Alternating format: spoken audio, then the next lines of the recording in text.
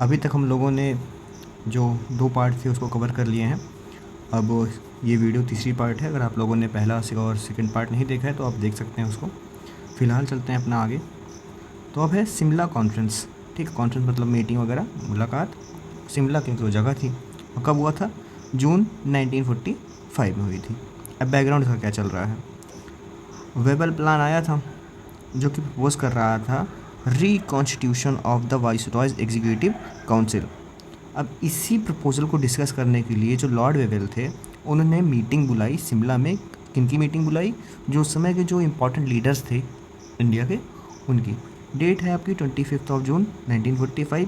Place है शिमला। शिमला जो कि था summer capital of British India, क्योंकि अब गर्मी के समय दिल्ली में काफ़ी ज़्यादा जो है गर्मी रहती है, तो ऐसे में जो ब्रिटिशर्स थे वो क्योंकि एक ऐसे देश से आते हैं जहाँ उनको ज़्यादा गर्मी सहने की आदत नहीं है, तो ऐसे में वो शिमला जाया करते थे, जो कि एक हिल स्टेशन है और वहाँ दिल्ली के मुकाबले टेम्परेचर काफ़ी ज़्यादा ठंडा रहता है समर के समय में।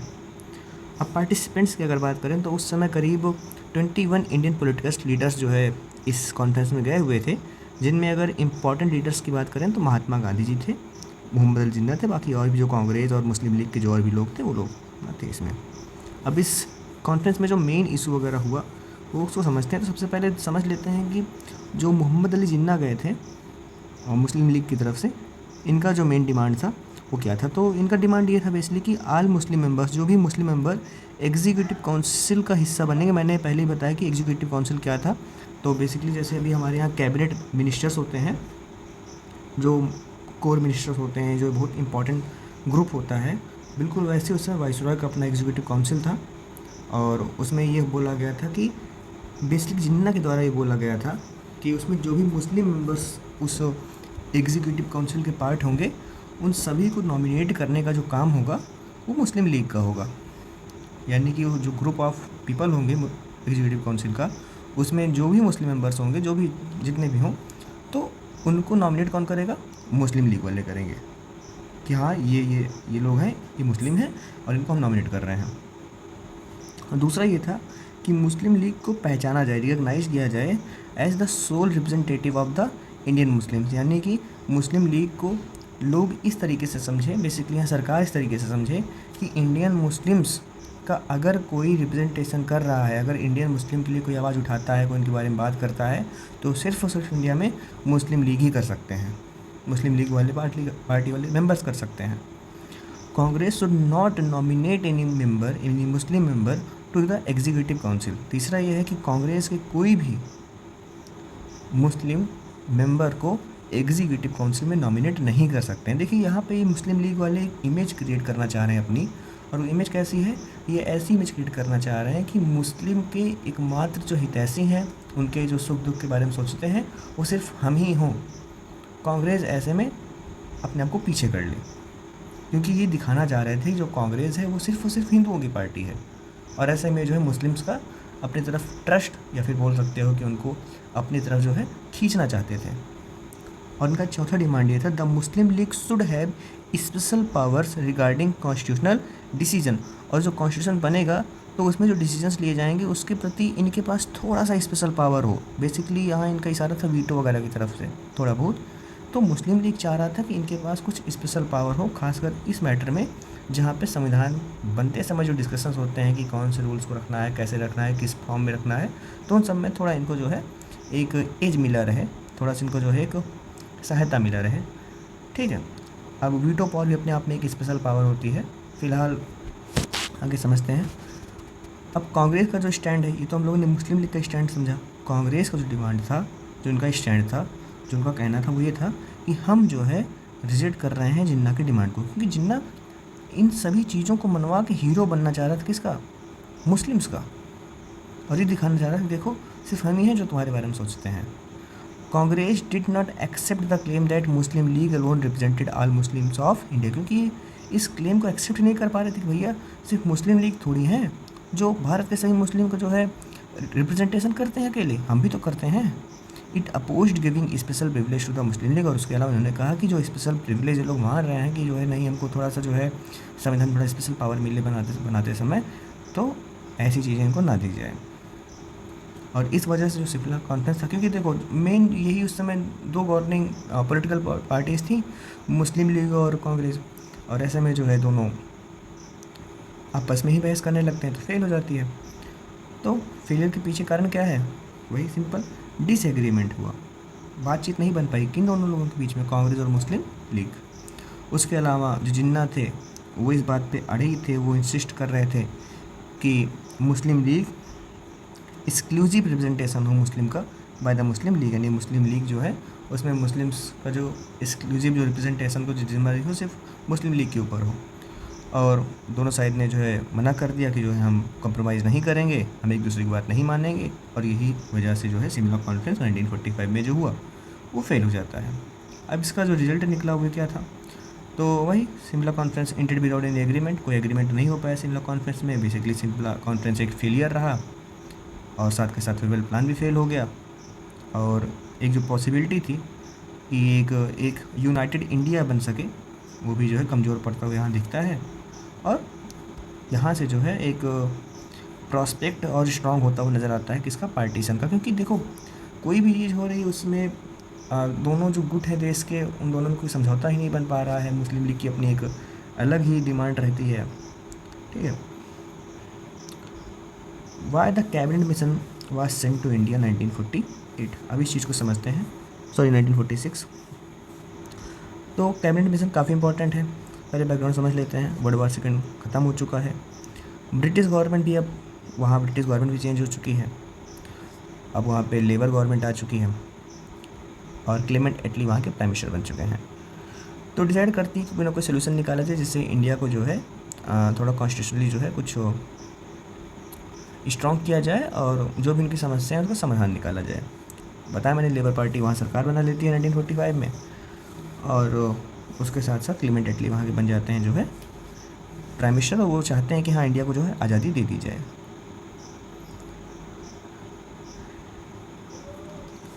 अब क्योंकि वो देश जिसने हमको गुलाम बनाया था वहीं के प्राइम मिनिस्टर चाह रहे हैं कि हाँ इंडिया को के लिए कुछ सोल्यूशन ढूंढा जाए, तो अब ऐसे में जो है थोड़ा इस दिशा में जो है काम और तेज़ी से बढ़ने लगा।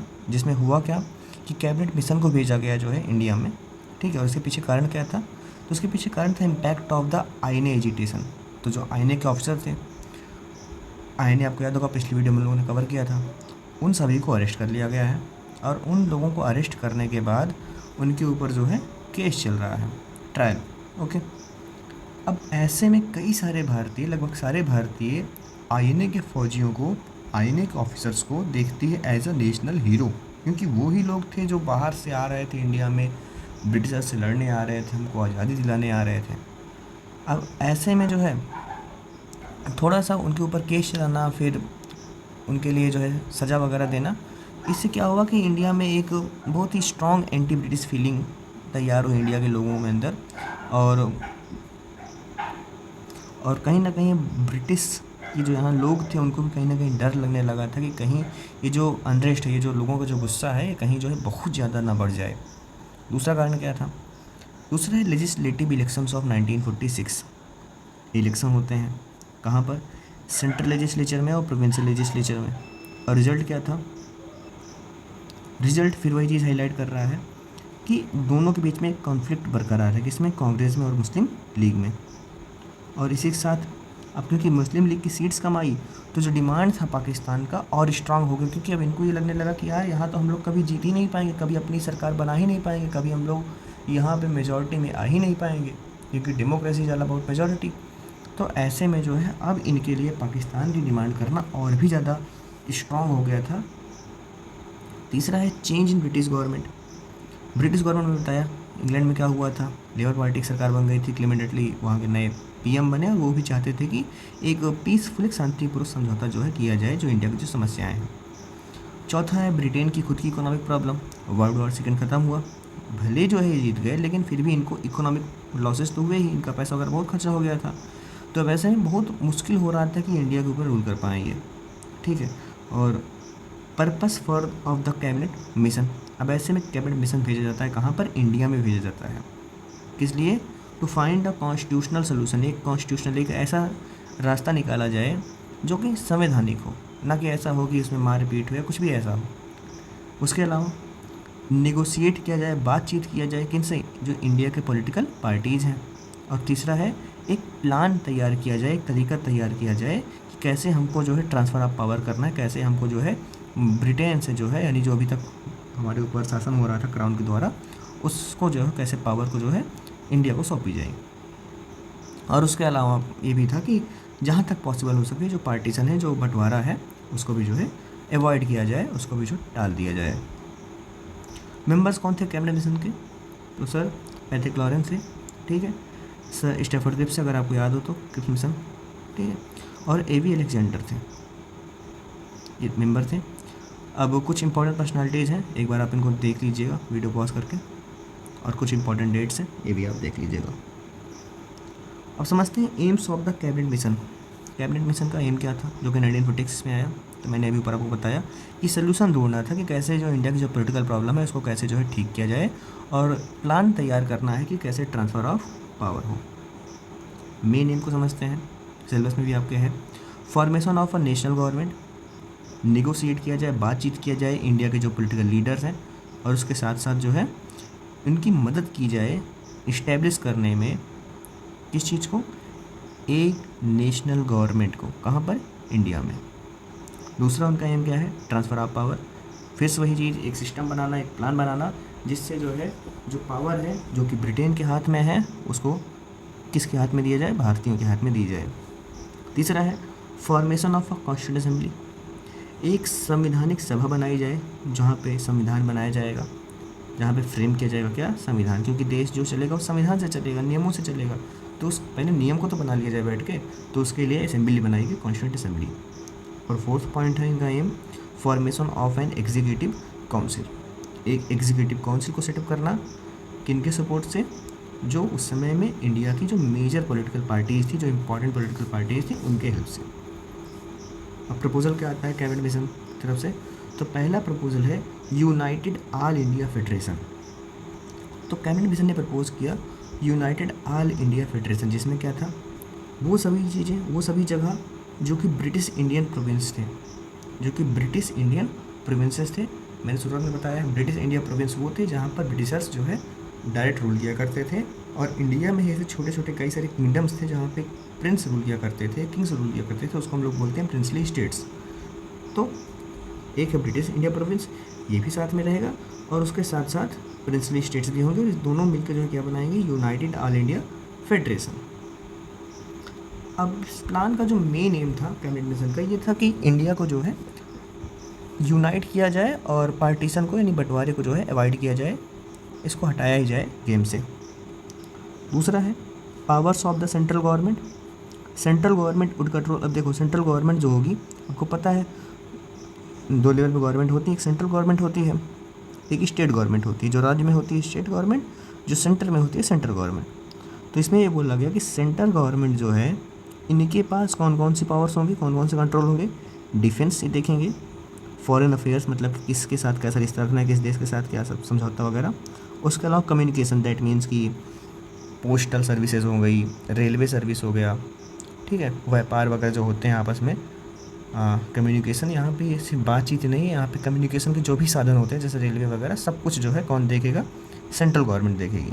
उसके अलावा मोस्ट जो बचे हुए जो और भी सब्जेक्ट्स हैं, जो और भी जो मैटर हैं, उन सभी चीज़ों को कौन कंट्रोल करेगा, कौन देखेगा? जैसे फाइनेंस वगैरह है तो वो है प्रोविंसेस, यानी कि जो स्टेट होंगी वो देखेंगी। तीसरा है ग्रुपिंग ऑफ द प्रोविंस। अब जो प्रोविंस होंगे, जो राज्य होंगे, उनको ग्रुपिंग कैसे होगा, उनको किस ग्रुप में डिवाइड किया जाएगा? तो इन्होंने टोटल 3 ग्रुप बनाए, और इनका जो ग्रुप बनाने का जो तरीका था कैबिनेट मिशन वालों का, वो धर्म को इन्होंने आधार बनाया स्टेट्स को बनाने के लिए। तो इन्होंने बनाया ग्रुप ए। ग्रुप ए में जो कौन से राज्य थे? ये सभी राज्य आपके सामने हैं। अभी हिंदू मेजॉरिटी प्रोविंसेस हैं, ठीक है। यहाँ पे जो यूनाइटेड प्रोविंस है ये यूपी है उस समय का, ठीक है, और सेंट्रल प्रोविंस बेसिकली एमपी है, मध्य प्रदेश। ग्रुप बी बनता है मुस्लिम मेजॉरिटी, देख सकते हैं आप कौन कौन से स्टेट्स हैं। अब आता है ग्रुप सी, इसमें मिक्स्ड पॉपुलेशन थी जैसे कि बंगाल और असम की। चौथा पॉइंट क्या दिया जाता है इसमें? Rights of provinces and groups. अब इसमें ये बोला जाता है कि हर एक ग्रुप जो है अगर चाहे तो अपना खुद का संविधान फ्रेम कर सकता है, खुद का संविधान अपना बना सकता है, और अगर भविष्य में चाहे तो इस हर एक ग्रुप में जितने भी प्रोविंस हैं, जितने भी राज्य हैं, अगर वो चाहें तो आगे चल के खुद से डिसाइड कर सकते हैं कि उनको उस ग्रुप में रहना है, कि अगर वो चाहें तो उस ग्रुप को छोड़ सकते हैं। जैसे कि इसमें मान लीजिए ग्रुप बी है, इसमें पंजाब है, अगर पंजाब भविष्य में चाहे तो इस ग्रुप में रह सकता है और छोड़ भी सकता है। और प्रोविंस के पास ये भी अधिकार रहेगा कि अपनी पोजीशन जो है वो कैसे उसको यूज करेगा, लेकिन ये सब डिसाइड कब होगा? इलेक्शन के बाद। 5वां है election to the constituent assembly. अब देखिए, संविधान बनाने की बात इसमें हो चुकी थी कि सभी लोग बैठ के पहले नियम बना लो कि देश कैसे चलाना है, गवर्नमेंट कैसे चलाना है, इलेक्शन कैसे होंगे। अब ऐसे में ये नियम बनाएगा कौन बैठ के? तो इसके लिए जो है एक इलेक्शन वगैरह कंडक्शन होता है। Representatives would be elected through proportional representation. अब इसके जो रिप्रेजेंटेटिव होंगे वो कैसे चूज किए जाएंगे? Proportional representation. मैंने शायद किसी सिविक्स की किसी वीडियो में एक्सप्लेन किया था, फिलहाल आपको इतना इंपॉर्टेंट नहीं जानना है कैसे होता है प्रोपोर्शनल रिप्रेजेंटेशन, बट ये तरीका होता है, कई सारे इलेक्शन के तरीके होते हैं, उसमें ये भी एक है। The method used would be the single transferable vote system.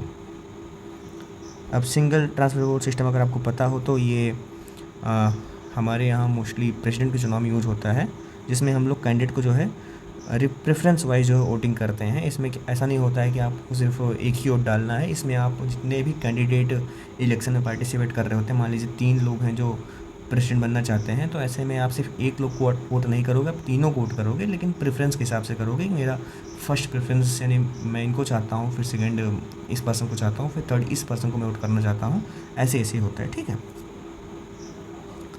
अब चौथा इसमें जो पॉइंट ऐड किया गया वो था फ्रीडम रिगार्डिंग द कॉमनवेल्थ। अब इंडिया के पास 2 ऑप्शन था, वही कि अगर वो चाहें तो ब्रिटिश कॉमनवेल्थ का पार्ट हो सकते हैं, और अगर वो चाहें तो ब्रिटिश कॉमनवेल्थ को छोड़ भी सकते हैं। ये बेसिकली ग्रुप है उन सभी देशों का मोस्टली जो कभी ना कभी ब्रिटिश के द्वारा जो है कॉलोनाइज किए गए थे। रिजेक्शन जो है इसका होता है कांग्रेस की तरफ से। कांग्रेस को इस पूरे के पूरे जो है कैबिनेट मिशन से कुछ समस्याएं थी, और जिसकी वजह से जो है इसको थोड़ा बहुत रिजेक्ट कर रहे थे। कारण क्या था? पहले जो ग्रुपिंग ऑफ प्रोविंस था, आप जो बोल रहे हो कि ये जो राज्य होंगे इनका ग्रुप बनेगा, ठीक है, तो इनका ये मानना था कि ये जो आप ग्रुप का जो आप ऑप्शन दे रहे हो कि ABC ग्रुप रहेंगे, इसको आप जो है फोर्स मत करिए, ये हमारे ऊपर छोड़ दीजिए कि हम ग्रुप में रहना चाहते हैं कि नहीं रहना चाहते हैं, हम ग्रुप बनाएंगे कि नहीं बनाएंगे अपने देश में, ठीक है। उसके अलावा इन्होंने ये भी आर्ग्यू किया कांग्रेस ने कि जो ये ग्रुप का जो ज्वाइनिंग वगैरह है इसको वॉलंटरी करिए, यानी कि इसको आप ये मत करिए कि सभी स्टेट्स को ग्रुप में ज्वाइन ही होना पड़ेगा, नहीं, इसको आप जो है उनके ऊपर छोड़ दीजिए। दूसरा कारण क्या है क्यों कांग्रेस ने इसको रिजेक्ट किया? Principle of parity. अब कांग्रेस का जो दूसरा जो तरीका था, जो दूसरा इनका कारण था, वो इनका ये था कि ये लोग कह रहे थे कि आप जो इक्वल पॉलिटिकल इंपॉर्टेंस दे रहे हो मुस्लिम लीग को और कांग्रेस को, आप ये मत दीजिए, क्योंकि अगर आप चीज़ों को बराबर में बांट रहे हो तो इसका मतलब जितनी बड़ी पार्टी कांग्रेस है उतनी बड़ी पार्टी मुस्लिम लीग भी होनी चाहिए, लेकिन मुस्लिम लीग तो उतनी बड़ी पार्टी है नहीं, तो ऐसे में आप चीज़ों को बराबर क्यों बांट रहे हो? हमको ज़्यादा जो है रिस्पॉन्सिबिलिटीज़ दीजिए और मुस्लिम लीग को थोड़ा आप कम करिए उन सब चीज़ों में। उसके अलावा तीसरा था कि मुस्लिम लीग को कुछ यहाँ एक्सक्लूसिव राइट्स मिल रहे थे, जैसे कि शुरुआत में मैंने बताया था कि जो एग्जीक्यूटिव काउंसिल होगा उसमें सिर्फ मुस्लिम लीग ही नॉमिनेट कर सकते हैं मुस्लिम मेंबर्स को, तो इन सभी चीज़ों के लिए भी कांग्रेस जो है थोड़ा ऑब्जेक्ट कर रहा था कि नहीं, ये सब चीज़ें नहीं होनी चाहिए। चौथा कारण था क्यों कांग्रेस ने इसको रिजेक्ट किया, opposition to partition. Congress wanted a strong and united India. अब इसमें क्या था? अब इसमें ब्रिटिशर्स एक ऐसा देश बना रहे थे जो ऑलरेडी बटा हुआ दिख रहा था, जैसे कि ए हिंदू वाले हैं, बी ग्रुप मुस्लिम वाला है, तो ये तो बनने से पहले दिख रहा है कि भाई ये बंटवारा कर रहे हो, ए हिंदू वालों को रहेगा, बी मुस्लिम वालों को रहेगा। जब उनके ऊपर वो लग जाएगा तमगा कि हाँ आप इस धर्म से बिलोंग करते हो, आप इस ग्रुप के हो, तो एक अपने आप ही बीच में जो है कहीं ना कहीं टेंशन क्रिएट होंगे दोनों ग्रुप्स में, और हो सकता है भविष्य में दोनों अलग हो जाएं। और इस वजह से कांग्रेस का जो डिसीजन था काफ़ी सारी चीज़ों के प्रति उन्होंने डिसएग्री किया, ठीक है, लेकिन उन्होंने इस चीज़ को एग्री किया कि हाँ ठीक है, हम लोग एक कॉन्स्टिट्यूंट असेंबली बना लेते हैं ताकि जो है हम लोग संविधान बनाएं। जैसे कि जवाहरलाल नेहरू वगैरह थे, इनका मानना था कि हाँ संविधान जो है बनना चाहिए, इसको जो है जारी रखना चाहिए। अब यहाँ कुछ इंपॉर्टेंट टर्म्स हैं, आप इसको जो है वीडियो पॉज करके देख सकते हैं। इंपॉर्टेंट पर्सनालिटीज़ हैं, वीडियो पॉज करिए देखिए। बाकी कई लोग को आप जान ही रहे हैं, कई बार मैंने एक्सप्लेन किया है। अब कैबिनेट मिशन प्लान का रिएक्शन क्या था, तो मुस्लिम लीग ने इसको एक्सेप्ट किया। मुस्लिम लीग यानी बेसिकली मोहम्मद अली जिन्ना ने इसको एक्सेप्ट कर लिया। कारण क्या था, क्योंकि इन्होंने जो जिस ग्रुपिंग के लिए कांग्रेस वालों ने मना किया कि नहीं भैया ग्रुपिंग मत होने दो, इससे देश डिवाइड हो जाएगा भविष्य में, मुस्लिम लीग ने इसको सपोर्ट कर दिया कि हाँ ये तो बढ़िया है भाई, प्रोविंस का जो है ग्रुपिंग हो ही जाना चाहिए। क्योंकि कहीं ना कहीं जिन्ना को ये लग रहा था कि अगर ग्रुपिंग होती है तो जो बी वाला जो ग्रुप है जिसमें मुस्लिम्स हैं, इनको मैं बाद में जो है कैसे भी करके जो है इनको मैं बना दूंगा, एक इस ग्रुप को मैं बना दूंगा पाकिस्तान बना दूंगा, क्योंकि इसमें मोस्टली मुस्लिम्स हैं, ठीक है। तो कहीं ना कहीं मुस्लिम लीग वालों को ये जो प्लान था लंबे समय में थोड़ा बेनिफिशियल लगा कि चलो ठीक है भैया अभी ग्रुप बना के निकलो, तुम देश आज़ाद करो, उसके बाद देखते हैं आगे चल के क्या करना है हमको। सिखों का स्टैंड है, सिख कम्युनिटी जो है कैबिनेट मिशन प्लान को पूरी तरीके से जो है अपोज कर देता है। क्यों? क्योंकि पंजाब को किसमें प्लेस किया गया था, ग्रुप बी में। किन के साथ? सिंध के साथ और नॉर्थ वेस्ट फ्रंटियर प्रोविंस के साथ, बलूचिस्तान के साथ। Since these province had Muslim majority, Sikh feared becoming minority Muslim domination in the group. अब जो ग्रुप बी है उसको मुस्लिम्स के लिए बनाया गया है और पंजाब इसी ग्रुप में रखा गया है। पंजाब जिसमें कि मेजॉरिटी सिख की है, तो सिख को ये लगने लगा कि अगर हम इस ग्रुप में रहेंगे तो हम तो फिर भी माइनॉरिटी बने रह गए, हमारी संख्या कम हो गई इस ग्रुप में। इस ग्रुप में मुस्लिम की संख्या ज़्यादा हो गई, अब हमारे धर्म की जो है नंबर लेस हो गए इस ग्रुप में। किस ग्रुप में? ग्रुप बी में। अब इसको खतरा होने लगा कि ऐसे में तो हम लोग जो है माइनॉरिटी बन जाएंगे, मुस्लिम जो है डोमिनेट कर लेंगे इस ग्रुप को क्योंकि हमारा नंबर कम होगा। और जो डिप्रेस्ड क्लास थे उन्होंने भी जो है इस प्लान को अपोज किया कि नहीं ये सब चीज़ें ठीक नहीं है। अब यहाँ पर भी जो कुछ ग्रुप्स बनते हैं, जैसे डॉक्टर भीमराव अम्बेडकर जो ग्रुप बनता है उन्होंने इसको अपोज किया, ठीक है, क्योंकि जो इंटरिम गवर्नमेंट थी, जो एक टेम्परेरी गवर्नमेंट थी, उसमें सिर्फ एक ही सीट मिल रहा था किसको, डिप्रेस्ड क्लास को। और अम्बेडकर जी को लगा कि जो है ये जो रिप्रेजेंटेशन है उनका डिप्रेस्ड क्लास के लोगों का ये बहुत कम है, क्योंकि सिर्फ एक सीट नहीं मिलनी चाहिए और भी सीट्स मिलनी चाहिए ताकि हम अपने आप को बेटर रिप्रेजेंट कर पाएँ। उसके बाद बाबू जगजीवन राम ग्रुप था, ठीक है, इन्होंने भी प्लान को अपोज किया, ठीक है, क्योंकि मोस्टली जो है ये थोड़ा कांग्रेस के भी वो सपोर्ट किया करते थे, खासकर जिसमें गलतियाँ थी वो ग्रुपिंग ऑफ प्रोविंस था, कांग्रेस मुस्लिम लीग रिलेशन था, इसलिए इन्होंने जो है इसको अपोज किया। अब आता है एटली का डिक्लेरेशन। एटली कौन है? क्लीमेंट एटली, मैंने बताया था, नए प्राइम मिनिस्टर। तो ये 1947 में डिक्लेरेशन एक करते हैं। ये सब तो फिर से वही चीज़ें, छोड़िए इसको, लेबर पार्टी वगैरह। ये जो डिक्लेरेशन करते हैं कि मैं अपने टेन्योर के दौरान, जब तक मैं हूँ पीएम, तब मैं वही कैबिनेट मिशन जो है भेजा भी गया, कॉन्स्टिट्यूंट असेंबली बनाई गई, इंटरिम गवर्नमेंट बनाई जाएगी, टेम्परेरी गवर्नमेंट बनाई जाएगी और एफर्ट्स किए जाएंगे कि जो है पावर को ट्रांसफ़र कर दिया जाए इंडियंस के पास। तो ये तो पुरानी चीज़ें हैं। अब डिक्लेरेशन का क्या होता है, तो इन्होंने अनाउंस करते हैं कि जो ब्रिटेन है वो ट्रांसफ़र कर देगा पावर्स को इंडिया के हाथ में, और इंडिया जो है पूरी तरीके से जो है सेल्फ गवर्निंग और आज़ाद एक देश बन जाएगा। और इन्होंने डेडलाइन क्या रखा कि हम कब तक जो है इस काम को पूरा कर देंगे, तो वो 30 जून 1948, जबकि आपको भी पता है कि इसके पहले हो जाता है 1947 में ये जो है काम पूरा हो जाता है। अब इस डिक्लेरेशन का इम्पोर्टेंस क्या था, इससे हमको एश्योरेंस मिला, हमको जो है एक थोड़ा सा सहमति मिली कि हाँ जो है हम, पहली बार ऐसा हुआ कि ब्रिटिश प्राइम मिनिस्टर ने खुद ही बोला कि हम जो है एक डेट फिक्स कर रहे हैं, इसके पहले ऑलमोस्ट आपको जो है एक आज़ाद देश दे दिया जाएगा, आप लोग आज़ाद हो जाओगे और आपकी जो पावर है वो ट्रांसफ़र कर दी जाएगी। और इसकी वजह से थोड़ा कहीं ना कहीं जो एक काम था, इंडिपेंडेंस का जो प्रोसेस चल रहा था, धीरे धीरे जो चल रहा था, इसको थोड़ा सा एक गति मिली, क्योंकि भाई पीएम खुद ही चाह रहे हैं कि इस डेट के पहले काम हो जाए। और तीसरा है end of British rule became certain.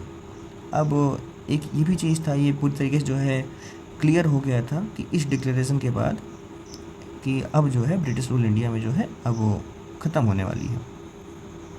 अब बात आती है प्रिंसली स्टेट का क्या पोजीशन था। प्रिंसली स्टेट मैंने कई वीडियो में एक्सप्लेन किया है, यानी वो जगह है जहाँ पे किंग वगैरह रूल किया करते थे विद इन इंडिया में। तो अब यहाँ पर जो है इनके साथ क्या फ्यूचर प्लान था, वो ऐसा था कि जब ट्रांसफ़र ऑफ पावर हो जाएगा तब जो है प्रिंसली स्टेट्स डिसाइड करेंगे कि उनका फ्यूचर क्या होने वाला है। पहले देश आज़ाद हो जाए, फिर प्रिंसली स्टेट्स जो भी हैं वो डिसाइड करेंगे कि उनको करना क्या है। अब प्रिंसली स्टेट्स जो होंगे, जो राजा होंगे भविष्य में इन सभी जगहों के, जो करीब 500 से समथिंग रियासतें थी, यहाँ के राजा लोग जो है अपना नेगोशिएट करेंगे, बातचीत करेंगे, लेकिन किससे? जो आगे आने वाली सरकार बनेगी भारत की, उनसे बात करेंगे। Next, Britain would not interfere in these negotiation. और जो ब्रिटेन है वो इन सभी वार्तालाप में जो किंग बात करेंगे फ्यूचर गवर्नमेंट के साथ इंडिया की, उसमें किसी प्रकार का इंटरफेयर नहीं करेगी। अब कुछ इंपॉर्टेंट पर्सनालिटीज़ हैं, आप देख सकते हैं। अब आते हैं माउंटबेटन प्लान पे। बैकग्राउंड क्या है? लॉर्ड लुइस माउंटबेटन ये भारत के आखिरी वाइसरॉय हैं जो कि ब्रिटिश से थे। इनको भेजा जाता है वाइसरॉय के तौर पे 21 फरवरी 1947 से 15 अगस्त 1947 तक। कौन भेजता है? वही पीएम क्लेमेंट एटली, ताकि जो है काम में तेज़ी आए। अब माउंटबेटन का जो यहाँ पे काम था वो ये था कि एक सलूशन निकालना जिससे कांग्रेस और मुस्लिम लीग दोनों सहमत हो जाए और जो है ये जो अटका हुआ काम है देश को आज़ादी दिलाना, ट्रांसफ़र ऑफ पावर करना तेज़ हो जाए। अब यहाँ आता है the Balkan plan, Dickie Bird plan. शुरुआत में माउंटबेटन जो है प्रपोज करते हैं कि जो प्रिंसली स्टेट्स हैं वो फ्री रहेंगे, ठीक है, यानी कि रिमेन इंडिपेंडेंट रहेंगे, चाहे तो आज़ाद रहें या फिर चाहें तो भारतीय कॉन्स्टिट्यूंट असेंबली को ज्वाइन कर सकते हैं, अपने लिए संविधान बना लें। इस प्रपोजल को अपोज करते हैं जवाहरलाल नेहरू। क्या? किस लिए? क्योंकि उनको लगा कि कहीं बल्कनाइजेशन हो जाएगा इंडिया का। बल्कनाइजेशन क्या होता है? आप लोगों ने शायद क्लास 11 में पढ़ा होगा। ये होता है division of a country into many small independent states resulting political disunity. क्योंकि यहाँ पे देखिए ये वाला जो पॉइंट है रिमेन इंडिपेंडेंट। अब देखिए पूरा एक भारत है अपना, अगर इसमें कहीं ऐसे बीच बीच में कुछ ऐसे प्रिंसली स्टेट्स पड़े हुए हैं, बाकी अपना पूरा इंडिया है, कुछ प्रिंसली स्टेट्स हैं, इनके पास ये आज़ादी मिल जाती कि भैया तुम चाहो तो अकेले रह सकते हो। तो अगर सोचो इतना इंडिया है और बीच बीच में देखो देश पड़े हुए हैं छोटे छोटे, तो ऐसे में जो है जवाहरलाल नेहरू ने कहा कि नहीं भैया ये जो आप प्रपोज कर रहे हो ये गलत है, और इस वजह से तो प्रपोजल जो था वो रिजेक्ट कर दिया गया। माउंटबेटन प्लान जून 3 1947, ये आखिरी प्लान है जब अब इंडिया आज़ाद हो जाएगा, और यहीं से जो है फाउंडेशन रखा जाता है, एक नींव रखी जाती है किस एक्ट के लिए, किस कानून के लिए? Indian independence act 1947। प्रपोजल क्या था माउंटबेटन प्लान में? पहला वही पार्टीशन ऑफ इंडिया, कि इंडिया को डिवाइड कर दिया जाएगा 2 इंडिपेंडेंट डोमिनेंस में। इंडिया होगा जिसमें हिंदू मेजॉरिटी होंगी और अपना चाहे वो नेम अपना चेंज कर लेंगे India. Pakistan Muslim majority state होगा, और इसमें कौन होगा? West Pakistan, east Pakistan. अभी जो ईस्ट पाकिस्तान है अभी फ़िलहाल ये बांग्लादेश हो चुका है 1971 में। दूसरा क्या है? दोनों देशों के पास अपना कॉन्स्टिट्यूशनल असेंबली अलग अलग होगा। अब क्योंकि देश अलग हो रहा है तो पाकिस्तान के पास अपनी खुद की कॉन्स्टिट्यूशनल असेंबली होगी, वहाँ पे लोग अपना खुद का संविधान बनाएंगे। और जो पहले से ही जो इंडियन कॉन्स्टिट्यूशनल असेंबली जो बनी हुई है, अब वो लोग पाकिस्तान के लिए कॉन्स्टिट्यूशन नहीं बनाएंगे, वो अपने इंडिया के लिए एज इट इज़ जैसे बना रहे थे, काम कर रहे थे, वो करते रहेंगे। उसके अलावा बंगाल और पंजाब के पार्टीशन कर दिए जाएंगे। पंजाब जो कि वेस्ट साइड पड़ता है, उसमें ईस्ट पंजाब जो होगा, यानी ये रहा अपना इंडिया, यहाँ पे पंजाब है और यहाँ पे है बेसिकली आपका बंगाल। तो ये जो पोर्शन है ये वाला, यानी कि ईस्ट जो पंजाब होगा वो इंडिया की तरफ जाएगा, और ये जो इधर का जो वेस्ट पंजाब है पाकिस्तान की तरफ चला जाएगा। बंगाल को भी डिवाइड किया जाएगा, वेस्ट बंगाल ये वाला जो बंगाल होगा ये इंडिया में आ जाएगा, और इधर का जो बंगाल बचेगा वो चला जाएगा पाकिस्तान में, ईस्ट बंगाल चला जाएगा पाकिस्तान की, जो कि आगे चल के बन जाएगा ये बांग्लादेश 1971 में। पाकिस्तान का कंपोजिशन देख सकते हैं, कौन कौन जगह मिल के पाकिस्तान बनी। 5वां पॉइंट है decision of the Sindh. Sindh की लेजिस्लेटिव असेंबली जो है उसको पावर दिया गया कि वो चूज़ करेंगे कि उनको किसके साथ रहना है, इंडिया के साथ या पाकिस्तान के साथ। और सिंध में जब वोटिंग हुई तो उन्होंने पाकिस्तान चूज़ कर लिया। अब नॉर्थ वेस्ट फ्रंटियर प्रोविंस, वहाँ पे क्या हुआ? वहाँ पे रेफरेंडम हुआ, यानी कि जनमत हुआ, और जनमत के बाद जो है ये फैसला लिया गया कि नॉर्थ वेस्ट फ्रंटियर प्रोविंस जो है पाकिस्तान को ही ज्वाइन करेगा। हालांकि जो यहाँ के लीडर थे बहुत बड़े, अब्दुल गफ़ार खान, उन्होंने जो है इस चीज़ को पूरी तरीके से नकारा, क्योंकि ये फ्रंटियर गांधी के तौर पर जाने जाते हैं। महात्मा गांधी से काफ़ी प्रभावित थे ये, तो ये चाहते थे कि नहीं, हमको जो है इंडिया में ज्वाइन होना चाहिए, बट फ़िलहाल पाकिस्तान में ज्वाइन होता है। सिलेट जो कि असम में है, यहाँ पर भी रेफरेंडम होता है, यहाँ पर भी जनमत होता है। लोगों के फैसले से जो है सिलेट भी जो है ईस्ट बंगाल, दैट मीन्स कि पाकिस्तान को ज्वाइन कर लेता है। और जो प्रिंसली स्टेट्स बसते हैं, यानी कि जो रजवाड़े वगैरह बसते हैं, जैसे उसमें हैदराबाद वगैरह था, कश्मीर वगैरह था, तो इनको 3 ऑप्शन दिए गए। पहला ऑप्शन था कि अगर आप चाहो तो आप आज़ाद हो सकते हो, आप आज़ाद हो के अपना एक नया देश बना सकते हो। दूसरा है कि आप इंडिया ज्वाइन कर लो, और तीसरा ये है कि आप पाकिस्तान ज्वाइन कर लो। हालांकि in practice the option of remaining independent was gradually discouraged, जबकि प्रैक्टिस में जब आया तो ये जो ऑप्शन था, पहला जो ऑप्शन है कि आप आज़ाद रह सकते हो, उसको कहीं ना कहीं डिस्कस कर दिया गया कि नहीं, आप आज़ाद मत रहो, आप छोटे देश हो, आप चीज़ें चला नहीं पाओगे, संभाल नहीं पाओगे, आप कहीं ना कहीं ज्वाइन कर लो, तो इंडिया या फिर जो है पाकिस्तान आप ज्वाइन कर लो, ठीक है। और इसके बाद ये भी था कि जो ब्रिटिश का कंट्रोल है प्रिंस लिस्ट पे, वो कम्प्लीटली जो है ख़त्म हो जाएगा जैसे ही ट्रांसफ़र ऑफ पावर वगैरह होता है। 9th है, रेडक्लिफ बाउंड्री कमीशन बनाया गया, जिसके चेयरमैन जो थे वो सर क्रिल रेडक्लिफ थे। ये प्रपोज करते हैं बाउंड्री 3 देशों के बीच, इंडिया और पाकिस्तान के बीच में, ठीक है। और जो एरिया कंसर्न में था वही पंजाब और बंगाल था, कि वहाँ कैसे डिवीज़न किया जाएगा, यानी कि जो लाइन है वो जो डिवीज़न होगा वो कैसे किया जाएगा। तो क्योंकि जो मेन जो जगहें थी पंजाब थी और बंगाल थी, तो यहाँ का थोड़ा जो है बाउंड्री बनाने में दिक्कत आ रही थी। 10वां पॉइंट है एंड ऑफ ब्रिटिश अथॉरिटी, यानी कि एक बार ट्रांसफ़र ऑफ पावर हो जाता है तो ब्रिटिश पार्लियामेंट के पास कोई अथॉरिटी नहीं रहेगी, कोई पावर नहीं रहेगा कि वो जो है इंडिया या पाकिस्तान के ऊपर किसी भी तरीके का जो है अपना पावर यूज कर सकें। और जो title emperor of India British के जो महारानी मोनार्क वगैरह जो इस्टेब्लिश किए थे, अब वो भी जो है छोड़ देंगे, क्योंकि अब रह ही नहीं जाएंगे वो। 11वां पॉइंट है कि जब तक नया संविधान बन नहीं जाता तब तक जो है जो कॉन्स्टिट्यूशनल हेड होगा इंडिया का, वो होगा गवर्नर जनरल, ठीक है। पाकिस्तान का भी वही गवर्नर जनरल, फिर चुनाव हो जाएगा, जब संविधान बन जाएगा तो प्रेसिडेंट बन जाएंगे हेड। जब तक चुनाव नहीं होता, जब तक संविधान नहीं बनता, तब तक गवर्नर जनरल ही जो है हेड होंगे। Date of transfer of power final date की गई 15 अगस्त, ठीक है। इस तारीख को ब्रिटिश का जो रूल था वो ऑफिशियली भारत से जो है ख़त्म हो जाता है, और ऐसे में जो है इंडिया और पाकिस्तान 2 नए आज़ाद देश बन जाते हैं। माउंटबेटन प्लान का सिग्निफिकेंस यानी इंपॉर्टेंट क्या है, तो वही है क्योंकि ये फाइनल प्लान था इंडिपेंडेंस का। इसके बाद ट्रांसफ़र ऑफ पावर होता है और हम लोग आज़ाद हो जाते हैं। Acceptance by major parties, Indian National Congress ने भी इसको एक्सेप्ट किया, मुस्लिम लीग ने भी इसको एक्सेप्ट किया। कारण ये भी था कि अगर सरदार वल्लभ भाई पटेल भी इसको मानते थे कि अगर इसको एक्सेप्ट ना किया जाता तो और इस बात को आगे बढ़ाया जाता, तो अभी जो सिर्फ 2 पार्ट हो रहे हैं इंडिया के, हो सकता है आगे चल के इतने सिविल वार वगैरह होते जिसकी वजह से और पार्ट हो सकते थे, और ब्रिटिश को एक और बहाना मिल जाता कि नहीं, हम और लेट करेंगे जो है ट्रांसफ़र पावर को। तीसरा है इंडिया का पार्टीशन हो जाता है, ऑफिशियली हो जाता है, पाकिस्तान बन जाता है। चौथा है ब्रिटिश रूल इंडिया से जो है करीब 2 सेंचुरीज़, दैट मीन्स करीब 200 साल बाद ख़त्म हो जाता है, और ये होता है जो है किससे, इंडियन इंडिपेंडेंस एक्ट 1947 से। कुछ इंपॉर्टेंट पर्सनालिटीज़ हैं आपकी, और ये डेट है, आप वीडियो पॉज करके देख सकते हैं।